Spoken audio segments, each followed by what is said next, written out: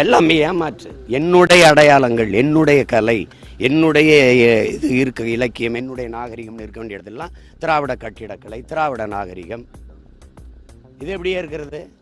என் அடையாளங்களெல்லாம் அழித்து ஒழித்து என்னுடைய ஆயிரக்கணக்கான என் முன்னவர்களினுடைய அளப்பரிய ஆற்றல், புகழ், உழைப்பு, ஈகம் எல்லாத்தையும் மறைச்சு பெரியார் பெரியார் பெரியார்னு எல்லாத்தையும் கொண்டாந்து நிறுவி ஒற்றை குறியீட்டுக்குள்ள மற்றவர்கள்லாம் அந்த திராவிடம்ங்கிற போர்வையில் மற்றவர்கள் திராவிடம்ங்கிற கோட்பாடு எதுக்கு? தமிழர் அல்லாதவர்கள் வசதியாக வாழவும் ஆளவும் கொண்டு வரப்பட்ட ஒன்று. மறுப்பது யாரு? எதிர்ப்பது யாரு? யார் எதிர்க்கிறது?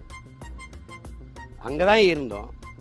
திருப்ப பயணி என் முன்னவர்கள்லாம் இந்த கொள்கை சரின்னு தான் பார்ப்பாங்க வந்தாங்க. யாரு?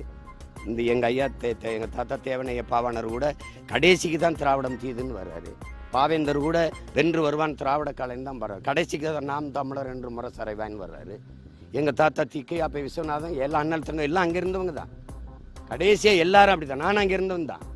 கடைசியாக பார்க்கும்போது இவன் எனக்கு நான் கொண்டாடப்பட வேண்டிய கொள்கைக்காரன் இல்லை, துண்டாடப்பட வேண்டிய கொள்ளைக்காரன் தெரிஞ்ச பிறகு தான் எதிர்த்து சண்டை செய்ய வேண்டியது இருக்குது. இப்போ என்ன இருக்குது எனக்கு சொல்லுங்கள், என்ன இருக்குது?